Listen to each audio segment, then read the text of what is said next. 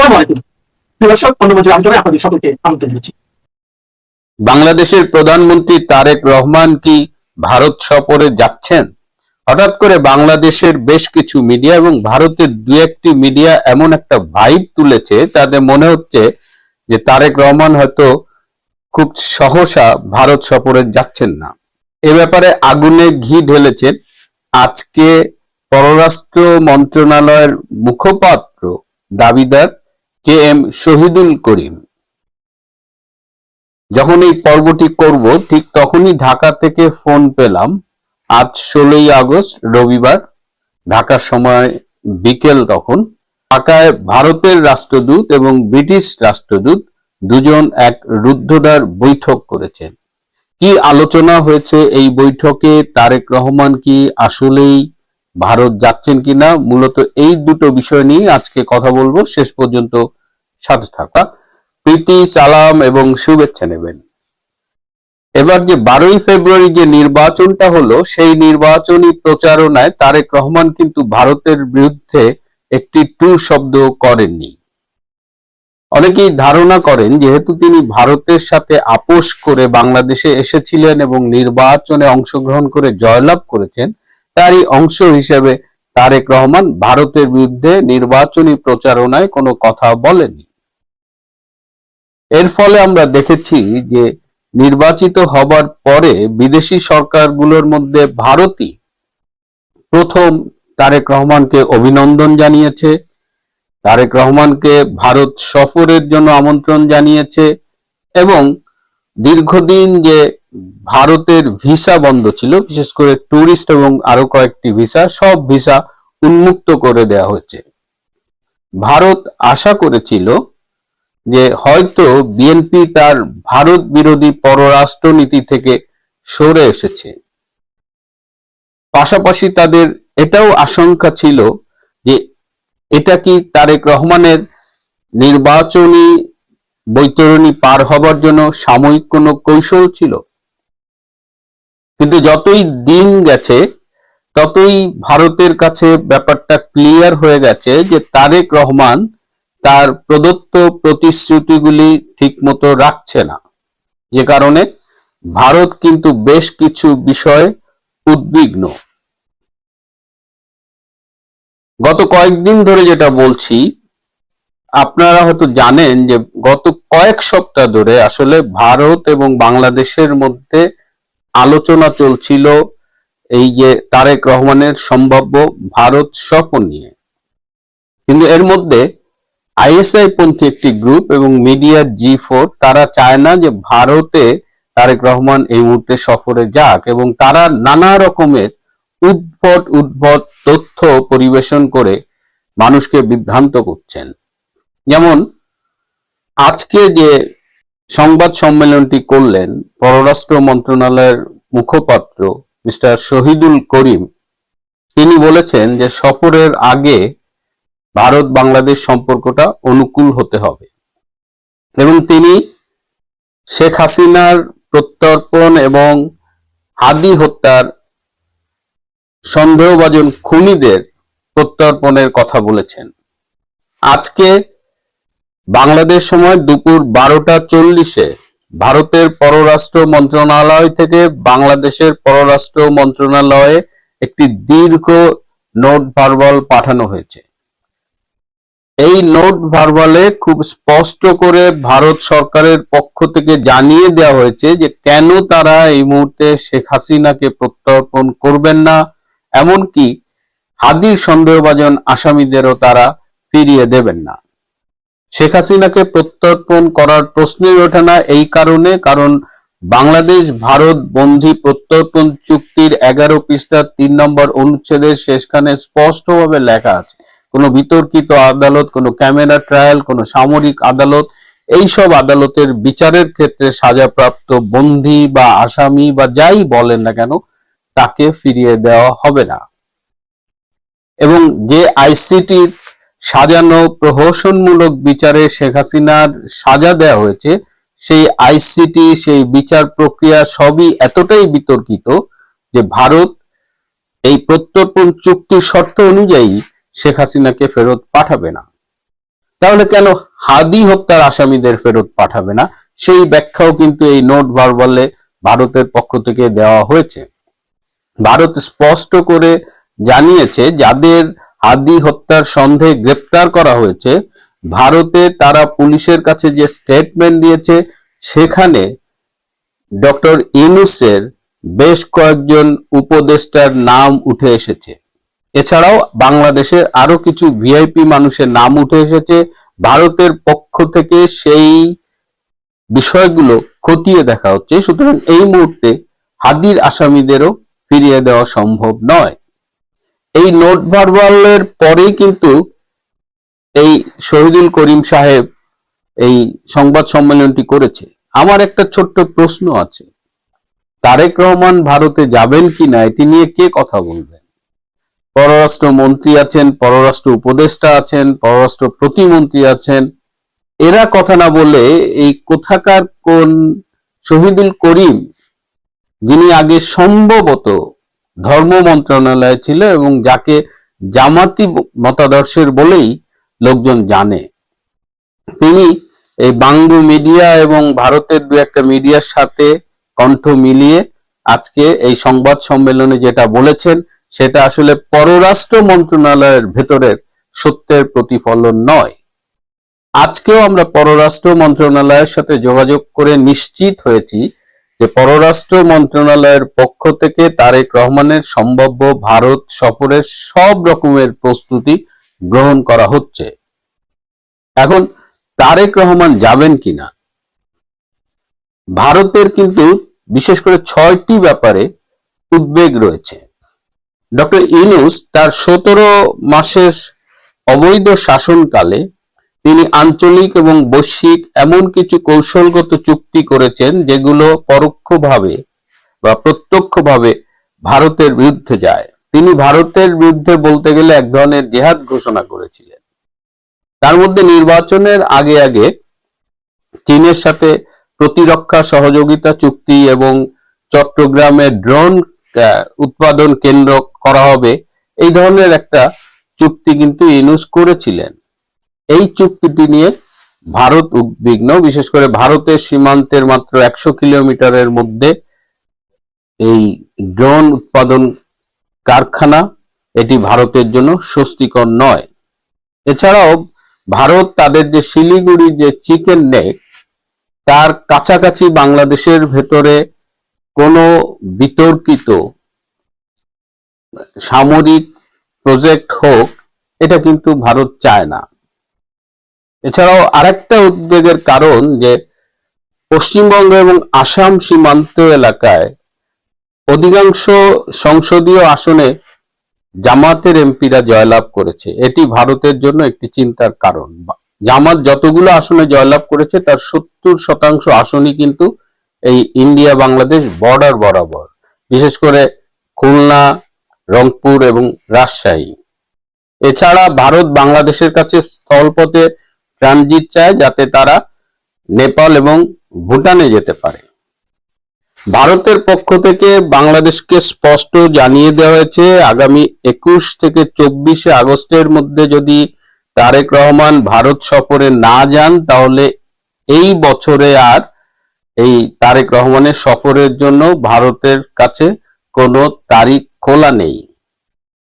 সুতরাং এখন তারেককে সিদ্ধান্ত নিতে হবে, যদি এই বছরে তিনি ভারত সফরে যান তাহলে এই 21 থেকে 24 আগস্টের মধ্যেই তাকে যেতে হবে।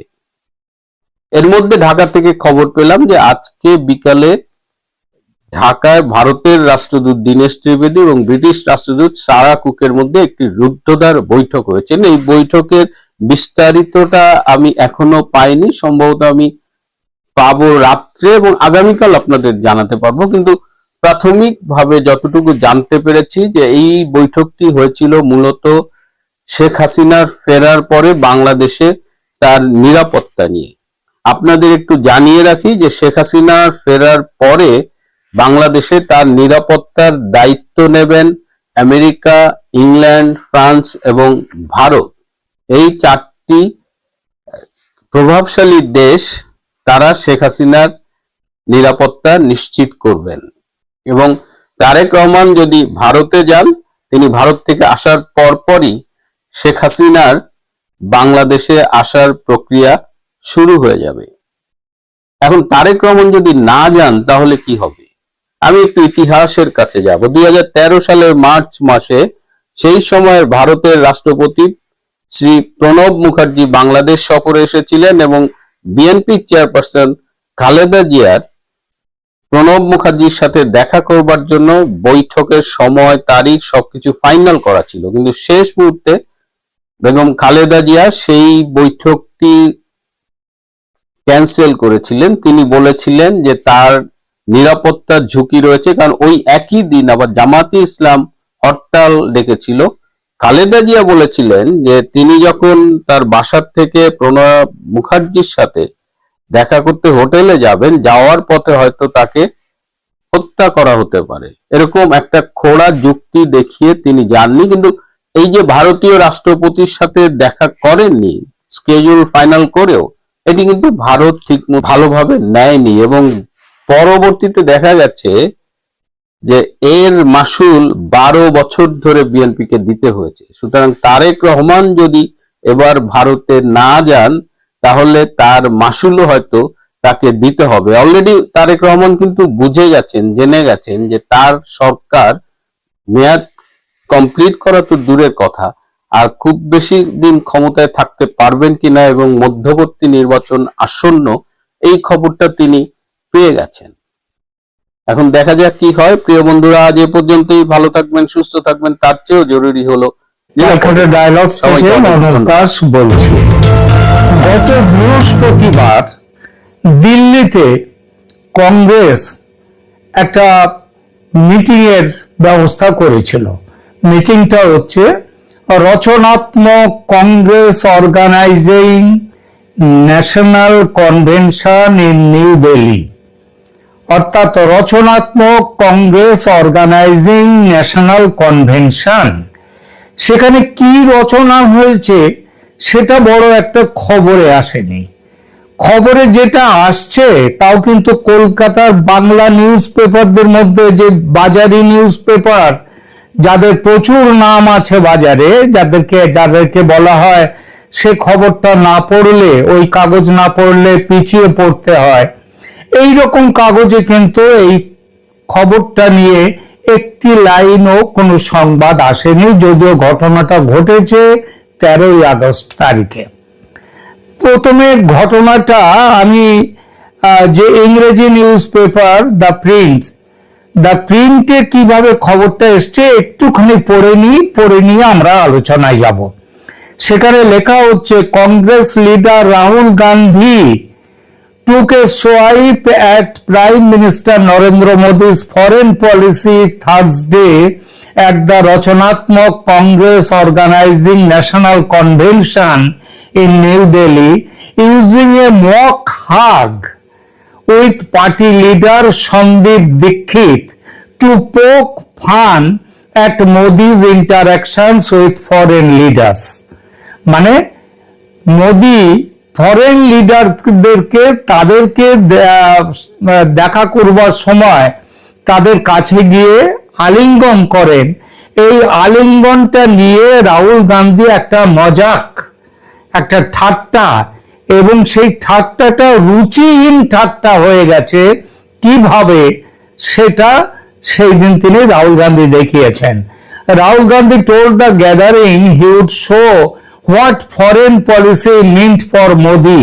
মানে মোদি ফরেন পলিসি মানে বোঝেন শুধু হাত করা, মানে আলিঙ্গন করা, এবং এইটা তিনি এখন দেখিয়ে দিচ্ছেন মোদি ফরেন পলিসি মানে কি বোঝেন এইটা বলেই খবরে দি প্রিন্ট লিখছে, he then stretched out his arms, দুহাত এরকম ভাবে বিস্তৃত করে, he walked towards Sandeep Dikshit for a hug, গিয়ে তারপরে সন্দীপ দীক্ষিতকে তিনি গভীর আলিঙ্গনে জড়িয়ে পড়লেন এবং তিনি বলছেন, Rahul Gandhi, I don't know where he got this idea from, অর্থাৎ আলিঙ্গন করলেই বিদেশের কূটনীতিকদের, বিদেশের রাষ্ট্রনেতাদের আলিঙ্গন করার এইটা কোত্থেকে তার মাথায় এলো সেটা আমি জানি না, তবে তিনি বোঝেন মানে মোদি বোঝেন যে এই হাক করাটাই হচ্ছে ফরেন পলিসি। এবং তাই বলতে বলতে তিনি যখন ওই সন্দীপ দীক্ষিতকে আলিঙ্গন করলেন, করে আবার সারা হল তো হাসিতে ফেটে পড়েছে, কংগ্রেস কর্মীদের অট্টহাসি। সেই অট্টহাসির মধ্যে যখন রাহুল গান্ধী পিছিয়ে এসছেন, তখন আবার সন্দীপ দীক্ষিত তার দিকে এগিয়ে গেলেন, গিয়ে বললেন, তুমি আমাকে মেলোনি ভেবে আলিঙ্গন করনি তো? মেলোনি ভেবে, মেলোনিকে ইটালির প্রধানমন্ত্রী জর্জিয়া মেলোনি, তার মানে বুঝতে পারলেন কি ব্যাপারটা। তার উত্তরে আবার রাহুল গান্ধী বলছেন যে না, আমি এখনো অতটা নামতে পারিনি। মানে রাহুল গান্ধী বললেন তার উত্তরে যে আমি এখনো ওই জায়গায় নামতে পারিনি। এই হচ্ছে ঘটনাটা। এইবার এই ঘটনাটা কেন আমাদের বাংলা মিডিয়াতে এই খবরটা কেন যে এলো না, এবং বড় বড় খবরের কাগজগুলোতে এই খবরটা কিন্তু আসেনি, কারণ আমি নিজে তো পাইনি। আমি অনেককে যারা দেখেছেন, যারা খবরের কাগজ পড়েন, আজকাল কাগজ পড়াটা খুবই কমে গেছে, তাহলে যারা কাগজগুলো পড়েন এখনো, তাদেরকে আমি জিজ্ঞেস করলাম এই ধরনের কোনো খবর কি আমাদের বাংলা নিউজ পেপারে কোথাও দেখতে পেয়েছেন? তারা বেশিরভাগই বললেন যে না, আমরা ওই বাজারি কাগজ, যেটা না পড়লে পিছিয়ে পড়তে হয়, সেই কাগজে এই ধরনের ঘটনা তারা পড়েননি। কিন্তু আমি এটা তা প্রিন্টে পেয়ে আপনাদের সামনে খবরটা নিয়ে এলাম। দেখুন, এই খবরের প্রথমেই আমাদের একটা জিনিস বলতে হবে, মেলোনি তিনি একটি দেশের প্রধান, তিনি একটি দেশের প্রধান, নির্বাচিত ইটালির প্রধান। সেই ইটালি আবার হচ্ছে সোনিয়া গান্ধীর বাপের বাড়ি, মানে রাহুল গান্ধীর মামার বাড়ি। বোধহয় রাজনীতিগত কোনো বিভেদ থাকতেই পারে। তো সেখানটায় এইটার ঘটনার পিছনে তার কি ভূমিকা আছে আমার দেখার দরকার নেই। রাহুল গান্ধী যে কথাগুলো বলেছেন এবং মজা করতে গিয়ে তিনি যেগুলো করেছেন, এই মজাটা যে কত নিম্ন রুচির, সেই বিষয়টা নিয়ে দু চার কথাও বলবো। দেখুন, রাজনীতিতে ব্যঙ্গ থাকবে, বিদ্রুপ থাকবে, শাসকের নীতি নিয়ে তীব্র সমালোচনাও থাকবে। গণতন্ত্রের বিরোধী দলের কাজই হলো সরকারকে প্রশ্ন করা। কিন্তু প্রশ্ন হচ্ছে, সমালোচনার নামে একজন পুরুষ একজন মহিলার স্বাভাবিক কূটনৈতিক সম্পর্ককে ইঙ্গিতপূর্ণ ব্যক্তিগত রসিকতার স্তরে নামিয়ে আনাটা, এটা কি রাজনীতি? কংগ্রেস এত নিচে নেমে গেছে নাকি এটা রাজনীতির ছদ্মবেশে এটা ওই রাহুল গান্ধী, সন্দীপ দীক্ষিত এদের মতো দুজনেই প্রায় 60-এর কাছাকাছি, সন্দীপ দীক্ষিত বোধহয় 62 চলছেন, আর রাহুল গান্ধীও 60 ধরে ফেলেছেন প্রায়। তো এই অবস্থায় এই দুজনের কথোপকথন যেভাবে তারা একটা নোংরামি করলেন, নোংরা ইঙ্গিত করলেন, সেইটা আজকে অনেক প্রশ্ন সামনে এনে দিয়েছে। আগেই বলেছি, ঘটনাটি ঘটেছে কংগ্রেসের একটি জাতীয় সম্মেলনে। প্রধানমন্ত্রী নরেন্দ্র মোদীর বিদেশ নীতি নিয়ে কথা বলতে গিয়ে রাহুল গান্ধী এই অভিযোগটা করেন যে মোদী বিদেশ নীতি বলতে বুঝেছেন বিদেশি রাষ্ট্র নেতাদের জড়িয়ে ধরা। তিনি বলেন মোদীর মাথায় কোথা থেকে এমন ধারণা এসেছে তা তিনি জানেন না। তারপর সেটাকে তিনি আবার দেখিয়ে দেওয়ার জন্য মঞ্চে দাঁড়িয়ে সন্দীপ দীক্ষিতের কাছে গিয়ে তাকে গভীর আলিঙ্গনে বুকের মধ্যে জড়িয়ে ধরলেন। এইটা তিনি নকল করলেন। এ পর্যন্ত ঘটনাটি যদি এই পর্যন্ত ঘটতো তাহলে রাজনৈতিক ব্যঙ্গ হিসেবে ধরা যেত, কিন্তু এর পরেই সন্দীপ দীক্ষিত আবার রাহুল গান্ধীর কাছে গিয়ে তাকে প্রশ্ন করেন, আরে তুমি আমাকে মেলোনি ভেবে জড়িয়ে ধরনি তো? মানে ইটালির প্রধানমন্ত্রী জর্জিয়া মেলোনির দিকেই যে সন্দীপ দীক্ষিতের ইঙ্গিত, তা বোঝার জন্য কোনো রাজনৈতিক জ্ঞানের প্রয়োজন হয় না। আর রাহুল গান্ধী চুপ করে না থেকে বা সন্দীপ দীক্ষিতকে এই জন্যে তিনি কিছু না বলে তিনি শুধু বললেন আমি এখনো ওই জায়গায় অত দূর অব্দি ওখানে নামতে পারেনি বা ওই স্তরে পৌঁছয়নি। এরপর মঞ্চে তারা দুজনেই অট্টহাসি, তারপর দর্শকরাও অট্টহাসি। মন্তব্যটি সরাসরি সন্দীপ দীক্ষিত করেছিলেন এই তথ্যটি পরিষ্কার রাখা দরকার। কিন্তু রাহুল গান্ধী তো উনি সেইটাই তো বোঝাতে গিয়েছিলেন, ওই বিষয়টা। রাহুল গান্ধী সেটার প্রতিবাদ তো করেননি, বরং আরো পাল্টা রসিকতায় অংশ নেন। তাই বিতর্কের দায় কেবল সন্দীপ দীক্ষিতের ওপর চাপিয়ে যে কংগ্রেস যে চেষ্টাটা এখন করছে, সেইটা রাহুলকে সম্পূর্ণ আলাদা করে দেখাটা কঠিন। ঘটনাটির বিবরণ আমি আগেই দি প্রিন্ট সংবাদপত্র তাদের ইস্যু দেখে আপনাদেরকে বললাম যে খবরটা কি। এখন প্রশ্ন, এখানে এই ঘটনায় আপত্তিটা ঠিক কোথায়? নরেন্দ্র মোদী কি তার ব্যক্তিগত বা রাজনৈতিক জীবনের সমালোচনার ঊর্ধ্বে? না থাকতে পারেন, অবশ্যই না। কোনো মানুষই, যেখানে ভগবানের পর্যন্ত সমালোচনা হয়, সেখানে নরেন্দ্র মোদীরও তার নীতির সমালোচনা হতেই পারে। তার বিদেশ নীতি, প্রতিবেশী নীতি, চীন নীতি, আমেরিকা নীতি সবকিছু নিয়ে বিরোধীরা কঠিন প্রশ্ন তুলতে পারেন। বিদেশি রাষ্ট্রনেতাদের সঙ্গে তার ব্যক্তিগত রসায়নের ফলে ভারত বাস্তবে কতটা লাভবান হয়েছে সেটিও সম্পূর্ণ বৈধ প্রশ্ন। কিন্তু একজন মহিলা রাষ্ট্রপ্রধানকে নিয়ে ইঙ্গিতপূর্ণ রসিকতা করা, এটা হচ্ছে কাঁচা বাংলায় নর্দমার জীব যারা, তারাই এই ধরনের রসিকতা করে। আর এটা কোনো বিদেশ নীতির বিশ্লেষণও নয়, নরেন্দ্র মোদীর নীতির সমালোচনা নয়। এখানে জর্জিয়া মেলোনিকে তার দেশের নির্বাচিত প্রধানমন্ত্রী হিসেবে দেখা হয়নি, তাকে দেখা হয়েছে একটি নারী হিসেবে, একটি নারী শরীর হিসেবে, যার সঙ্গে একজন পুরুষ রাষ্ট্রনেতার বন্ধুত্ব বা সৌহার্দ্য থাকলেই সেটার অন্য মানে খুঁজতে হবে। এবং এই দিকটাই ইঙ্গিত করেছেন এবং এই দৃষ্টিভঙ্গিটাই আপত্তিকর। আরো আশ্চর্যের বিষয়, এমন মন্তব্য এসেছে সেই কংগ্রেস দল থেকে যে দলের প্রধানমন্ত্রী দীর্ঘকালের জন্য ছিলেন ইন্দিরা গান্ধী, যে দলের নেতৃত্বে ছিলেন সোনিয়া গান্ধী, যে দল প্রতিদিন নারী সম্মান, শালীনতা এবং রাজনৈতিক ভাষার মর্যাদা নিয়ে বিজেপিকে অহর্নিশি উপদেশ দেয়। মেলোনি শুধু নরেন্দ্র মোদীর রাজনৈতিক বন্ধু নন, তিনি ইতালির নির্বাচিত প্রধানমন্ত্রী। সুতরাং তাকে নিয়ে এমন রসিকতা কার্যত একটি বন্ধু রাষ্ট্রের সরকার প্রধানকে ভারতের অভ্যন্তরীণ রাজনৈতিক কাদা ছোড়াছড়ির মধ্যে টেনে নিয়ে আসা হলো। ভারতের পররাষ্ট্র মন্ত্রক এই প্রতিক্রিয়া জানিয়েছে খুব স্বাভাবিকভাবে।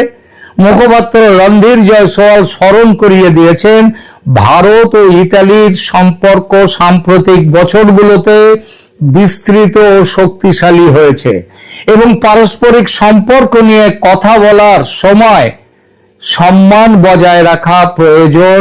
এই যে রণধীর জয়সওয়ালের এই কথাটাও প্রকাশিত হয়েছে দ্য ট্রিবিউন পত্রিকায়। আর এটা শুধু ভদ্রতার কথা নয়, এটি কূটনীতিরও কথা। ভারত ও ইতালির মধ্যে বর্তমানে প্রতিরক্ষা, বাণিজ্য, প্রযুক্তি, সন্ত্রাসের অর্থায়ন, প্রতিরোধ এবং ইন্দো প্যাসিফিক সহযোগিতার মতো গুরুত্বপূর্ণ বিষয় রয়েছে। দুই দেশ 2025 থেকে 2029 এই 4-5 বছরে একটি যৌথ কৌশলগত কর্ম পরিকল্পনা গ্রহণ করেছে। সুতরাং এই সম্পর্ককে মোদি মেলোনির ব্যক্তিগত রসায়নের রসিকতায় এই রকম নোংরামির জায়গায় নামিয়ে আনাটা, এটা কেবল অশালীন নয়, রাজনৈতিকভাবে অপরিণত নয়। বোঝা যাচ্ছে রাহুল গান্ধীর আর এই জন্মে আর প্রধানমন্ত্রিত্ব নেওয়া হলো না, চেয়ারে বসা হলো না। এবার আসি, এই বিষয়টি আরো অনেক নোংরামির জন্ম দিয়েছে, নোংরামিকে টেনে নিয়ে এসছেন।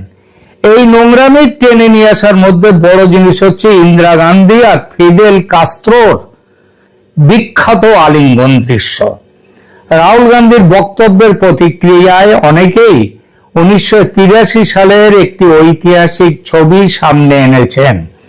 সে বছর মার্চ মাসে 1983 সালে নয়াদিল্লিতে অনুষ্ঠিত হয়েছিল 7ম জোট নিরপেক্ষ সম্মেলন। কিউবার নেতা ফিদেল কাস্ত্রো আগের সম্মেলনের চেয়ারম্যান হিসেবে ভারতের প্রধানমন্ত্রী ইন্দিরা গান্ধীর হাতে জোট নিরপেক্ষ আন্দোলনের দায়িত্ব তুলে দিচ্ছিলেন। কাস্ত্রো ইন্দিরাকে সেই সময় গোটা বিশ্বের সামনে ইন্দিরাকে উষ্ণভাবে বুকের মধ্যে জড়িয়ে ধরেছিলেন। এই ছবি যথেষ্ট আছে বাজারে। আমি আর সেই ছবিটা নিয়ে আর বেশি কথা বলছি না।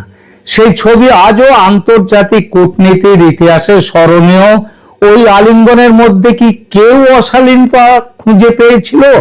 কোনো অশালীন মনোভাব না, কেউ বলেনি। কারণ সেটি ছিল দুই রাষ্ট্রনেতার পারস্পরিক শ্রদ্ধা, রাজনৈতিক বন্ধুত্ব এবং তৃতীয় বিশ্বের সংহতির প্রতীক।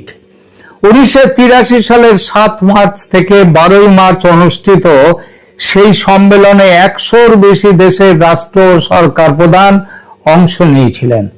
কাস্ত্রো কিউবা থেকে ভারতের হাতে নেতৃত্ব তুলে দিয়েছিলেন সেইখানে।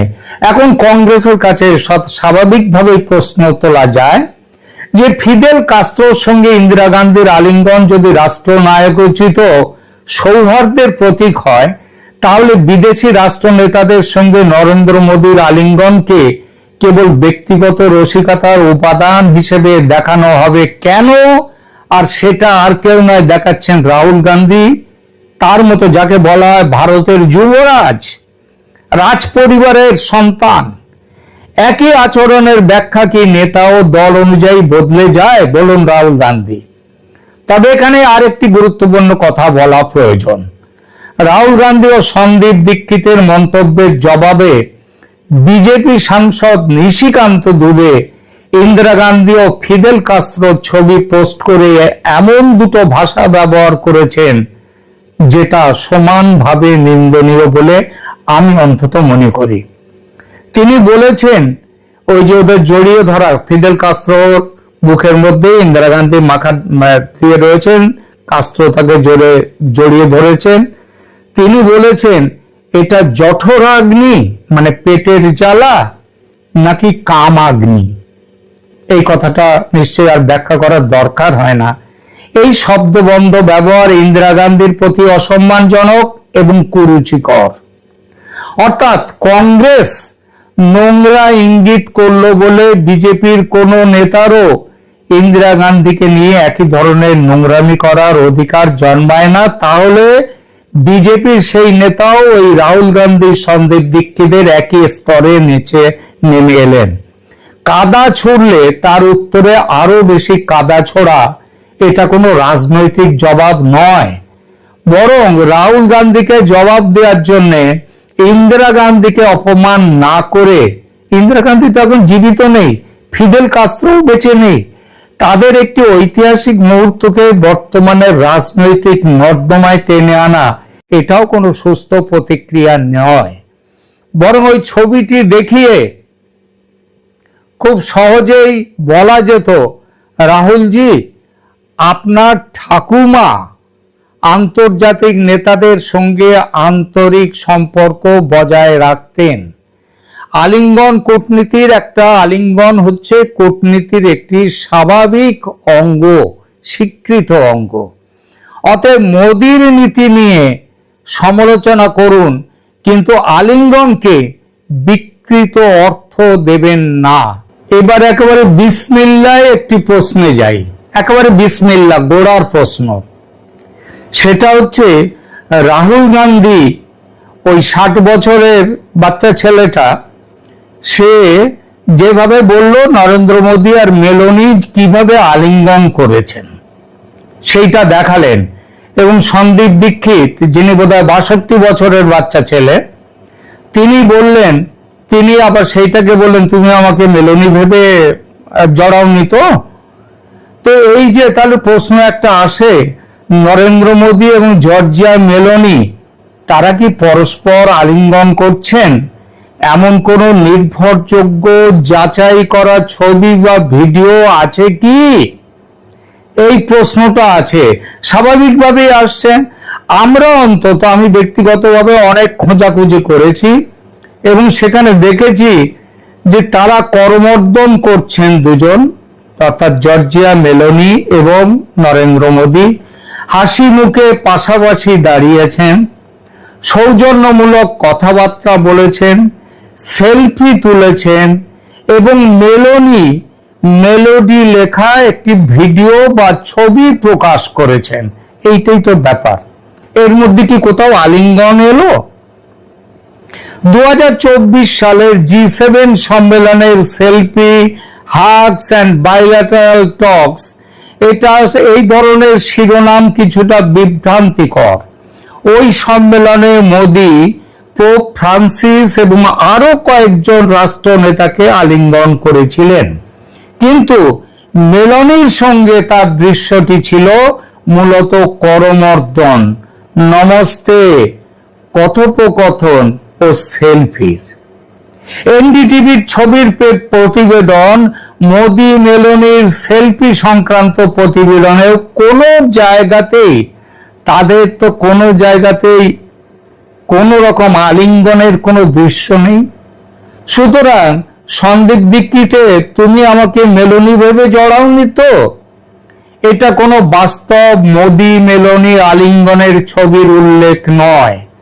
এটা ওই যে আবার বললাম, ওদের নোংরা মানসিকতা, কংগ্রেসের যুবরাজ এবং শীলা দীক্ষিতের ছেলে সন্দীপ দীক্ষিতের তাদের নোংরামির মনোভাব। সুতরাং মোদি মেলনির উষ্ণ সম্পর্ক এটা বড়জোর বলা যায়, কিন্তু মোদি মেলনির আলিঙ্গন কথাটা একটা মিথ্যে কথা, এবং এই মিথ্যে কথাটা বলেছে এবং সেটার দিকে ইঙ্গিতপূর্ণ রসিকতা করেছে রাহুল গান্ধী। রাহুল গান্ধীর জাতির কাছে ক্ষমা, যেমন ভারতের জাতির কাছে যেমন ক্ষমা চাওয়া উচিত, তেমনই উচিত ইটালির প্রধানমন্ত্রীর কাছে ক্ষমা চাওয়া, কারণ এটা হচ্ছে চূড়ান্ত নোংরামি। এই বিষয়টি আর এখানটায় বেশি বলার কোনো দরকার মনে হয় না। আপনাদের যদি ভালো লেগে থাকে বিষয়টি, এটা শেয়ার করুন, লাইক দিন এবং অবশ্যই সাবস্ক্রাইব করুন চ্যানেল। কেমন লাগলো আপনাদের কমেন্ট করে জানান। আপাতত এখানেই রাখছি, ধন্যবাদ।